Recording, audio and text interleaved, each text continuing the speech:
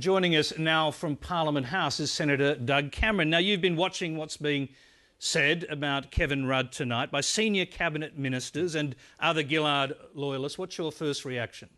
Well, my first reaction is, Tony, that it's not a very edifying performance by these senior ministers.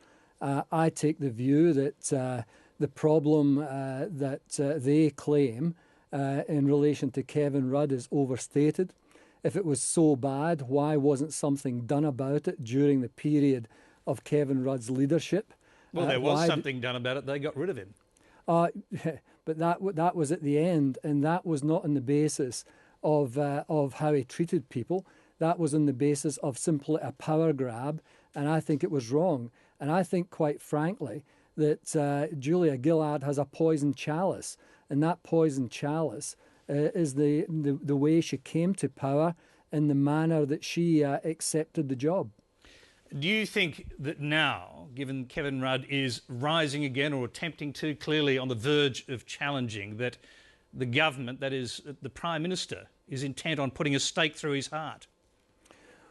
Well, I can't speak for the Prime Minister, but it's clear that some senior ministers are intent on putting a stake through Kevin Rudd's heart, and I don't think that's justified. Kevin Rudd was the leader of the Labour Party who in 2007 developed the policy platform that took Labour to victory, the policy platform that defeated John Howard, that gave workers' rights in this country, that created the National Broadband Network, that got decent returns from mining companies. These are all the legacies of Kevin Rudd's leadership, a leadership that, in my view, was quite visionary and should not have been stopped in the manner it was. Who are the faceless men that you claim have now torn down Foreign Minister Kevin Rudd? Well, they're the same faceless men who in 2007 tore down Prime Minister Kevin Rudd. These are some union officials outside muscling up on members of Parliament. But who are they, Doug Cameron, who are they? Are they nameless as well as faceless? Well, you know who they are. Well, I don't, otherwise I wouldn't be asking. I'm not going to name them, but I think anyone who follows... You don't mind calling them faceless, but you can't say their names? Well, they are faceless. Who are faceless. Well, you know who they are. I don't know who they are. People. I don't think that's the way to go. I think the issue here tonight is that there has to be a democratic process within the Labour Party to deal with the leadership. And I hear people saying a ballot on Monday. I think that would be a travesty of democracy within the Labour Party. I think there has to be some time to the end of the week on Friday when a ballot takes place to allow Kevin Rudd to come back from overseas after carrying out his duty. You're saying effectively to allow him to have more time to campaign. Logically, strategically, if you're trying to put a stake through his heart, you're not going to give him time to campaign. No, but democracy demands that there is a pause to this early next week and that Friday becomes the day of the ballot. That's the Labour Party way to give people a fair go. And Kevin Rudd would not be getting a fair go if there is a rush to a ballot on Monday and not allow him to have a chance to talk to the independents, to talk to his colleagues, and to see whether he is actually even going to stand.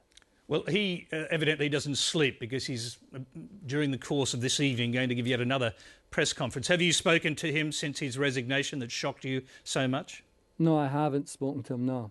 Right, so you've got no idea what he's going to say in his press conference by the sound of it? No, I wouldn't have a clue what he's going to say in his press conference. Well, I won't drag that out in that case, but you are obviously intending to vote for him yourself if there is a spill. Well, if there is a spill, I think Kevin Rudd is the best chance of the Labour Party ensuring that Tony Abbott doesn't become the Prime Minister of this country. I think that's a disaster for the nation. It's a disaster for a progressive policy agenda that the Labour Party is pursuing. And I don't think that Julia Gillard is capable of defeating Tony Abbott. She has not, it was game on. Well, I think the game has been on for a while now. And I think we need someone else in the game that can actually take it up to Tony Abbott. Do you know how many of your colleagues are prepared to vote as you are for Kevin Rudd to become Prime Minister again? No, I don't. This is not an issue of numbers from my point of view. I know realistically numbers will determine this, but it should not take place until Friday. And this is about the future of the Labour Party. This is about ensuring that people get a fair go, that people get a chance to listen to the arguments, and it's about ensuring that we keep Tony Abbott from the prime ministerialship of this country. Workers' rights will disappear, good policies will disappear, and the nation will be much worse off.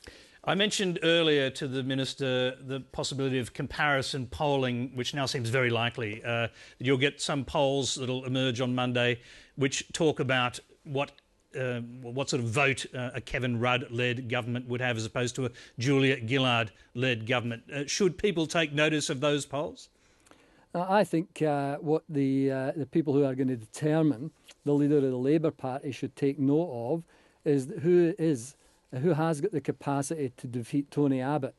In my view, if Kevin Rudd decides to run, I would argue that that's Kevin Rudd. He has demonstrated that he is more than a match for Tony Abbott. The last debate they had was the health debate some couple of years ago, and he absolutely wiped the floor with Tony Abbott. And I think he would do that again. I think he's got to build the Labour Party policy agenda, keep it moving forward in terms of progressive policies, and ensure that we've got a real opportunity to beat Tony Abbott at the next election. How did you so decisively lose faith in Julia Gillard as Prime Minister? Well, my problems with Julia Gillard go back a long way, and that was to the coup against Kevin Rudd. On the morning of the change of leadership, I indicated at a doorstop at the Senate that I thought this was the wrong thing to do. I thought a Prime Minister should be allowed to see his term through and go to the people of Australia. I said we would pay a price for that change, and the geniuses that were behind that change, who have left us in a position that we're in now, are the same geniuses that are out there arguing that Julia Gillard should stay there and lead the party to defeat against Tony Abbott, and I'm not prepared to accept that. Well, to be fair, some of those geniuses, as you put it, are actually senior cabinet ministers who've served with distinction in both cabinets, or at least in both ministries. Well, it doesn't make them infallible, and they are wrong in what they are doing, and they shouldn't have been acting with gratuitous political violence against the foreign minister in the last week. It's the most unedifying experience I've seen in politics. Are you absolutely convinced that Julia Gillard, who has actually achieved quite a deal in terms of policies in a minority government, could not win an election against Tony Abbott?